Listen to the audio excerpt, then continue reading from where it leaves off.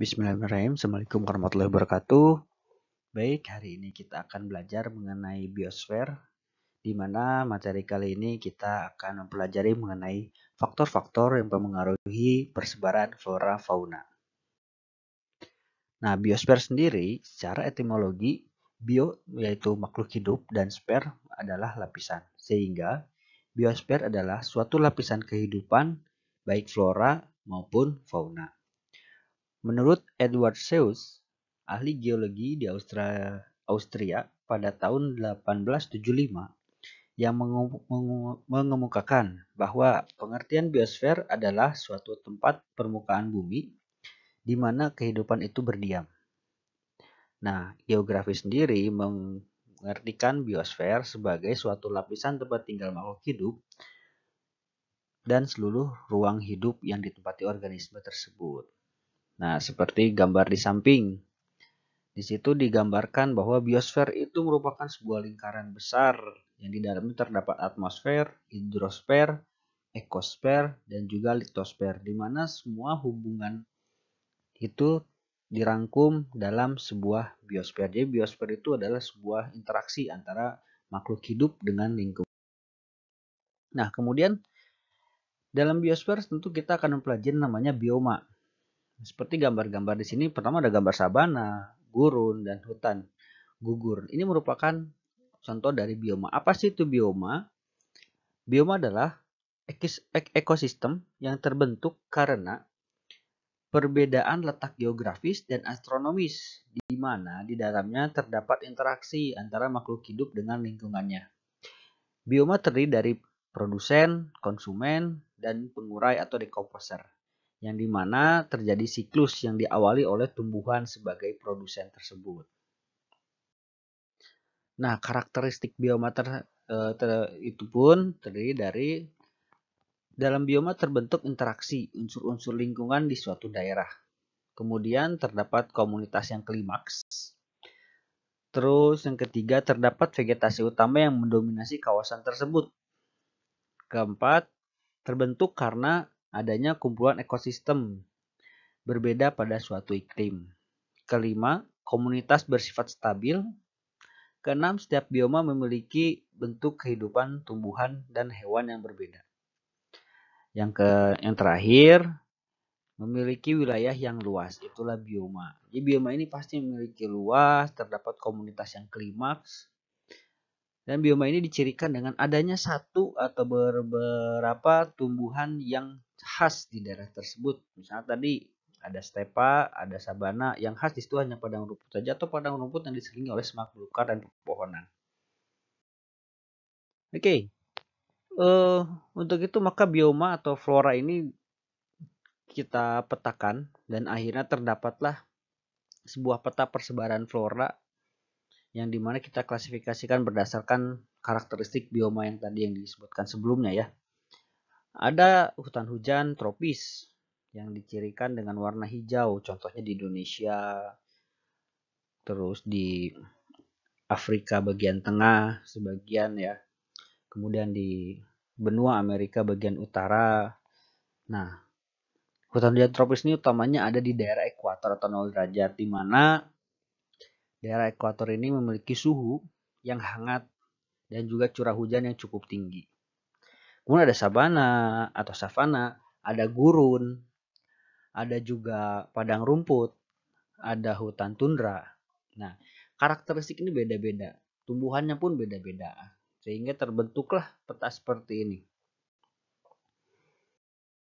Kemudian peta persebaran hewan. Nah, mempelajari biosfer berarti flora dan fauna. Makanya di sini ada peta persebaran hewan. Ternyata kalau kita perhatikan, hewan itu nggak semuanya ada di setiap daerah. Contoh hewan yang ada di Indonesia tidak tentu ada di Australia. Tapi mungkin juga hewan yang di Amerika ada di Indonesia. Tapi secara umum peta ini menggambarkan mengenai hewan-hewan atau persebaran hewan yang memang terbentuk secara natural alami tanpa ada campur tangan manusia. Sehingga terbentuklah peta ini. Ada zona nearktik di daerah utara Amerika atau benua Amerika. Ada zona neotropik benua Amerika bagian selatan. Ada zona Palearktik yang meliputi sebagian besar Asia di bagian utara dan Afrika bagian utara. Kemudian ada juga Afrotropikal. Ada Oriental, meliputi Indonesia, Asia bagian selatan, dan juga Australis. Nah, ini setiap persebaran ini memiliki ciri hewan-hewan yang khas yang hanya di daerah tersebut. Oke, kita nggak lama-lama, kita langsung ke utamanya. Apa sih faktor yang mempengaruhi persebaran flora fauna di dunia ini sehingga menghasilkan zonasi-zonasi peta seperti tadi, baik hewan maupun tumbuhan? Pertama, ada faktor utamanya adalah biotik dan juga abiotik. Biotik disebabkan oleh manusia, hewan, dan tumbuhan. Oke, manusia sendiri sudah pasti sangat mempengaruhi terjadinya persebaran tersebut karena sekalipun hewan itu hanya ada di Pulau Jawa, tapi dengan adanya campur tangan manusia, hewan tersebut bisa dipindahkan sampai ke Amerika. Atau hewan yang hanya ada di Timur Tengah atau daerah Afrika, daerah Mesir, bisa dipindahkan ke Indonesia. Contohnya unta. Unta bukan hasil atau hewan khas dari Indonesia yang diklasifikasikan sebagai hewan oriental. Tapi karena campur tangan manusia bisa dikembangbiakan di sini dan juga bisa diperkenalkan secara langsung kepada masyarakat Indonesia. Kemudian hewan. Hewan sangat mempengaruhi juga di mana persebaran tumbuhan utamanya sangat dipengaruhi oleh hewan. Contoh penyerbukan yang dibantu oleh lebah atau oleh burung. Kemudian tumbuhan. Tumbuhan pun tidak lepas dari faktor yang mempengaruhi persebaran flora fauna. Kenapa? Karena tumbuhan merupakan tadi disebutkan produsen. Tanpa adanya tumbuhan, maka tidak ada yang bisa dimakan atau tidak ada rangkaian pertama dari ekosistem tersebut atau bioma tersebut yang bisa dimanfaatkan sebagai tempat kehidupan. Maka tumbuhan ini akan mempengaruhi sekali apa yang akan tumbuh di sana. Seperti apa karakteristik hewannya. Kemudian faktor abiotik. Faktor abiotik ini bisa disebut juga faktor lingkungan seperti geologi. Kita tahu sejarah perkembangan bumi dahulu. Bumi ini satu lempeng besar, kemudian terpecah menjadi dua, dan akhirnya pecah menjadi benua-benua yang sekarang kita kenal. Ini faktor geologi ini yang akhirnya menyebabkan karakteristik daripada bioma tersebut berbeda, karakteristik daripada tanah di atasnya pun berbeda nanti. Kemudian faktor klimatik atau iklim. Nah, tentu saja ini menjadi faktor yang sangat mempengaruhi juga, di mana ada daerah yang memiliki iklim curah hujan tinggi, ada daerah yang memiliki curah hujan sedang, sampai ada daerah yang sangat minim hujannya. Sehingga dari hal tersebut mempengaruhi kepada pertumbuhan tumbuh-tumbuhan yang ada di sana yang harus beradaptasi lebih. Contoh di daerah-daerah kutub, daerah-daerah dingin yang mendekati kutub, hujan sangat jarang. Kelembabannya sedikit.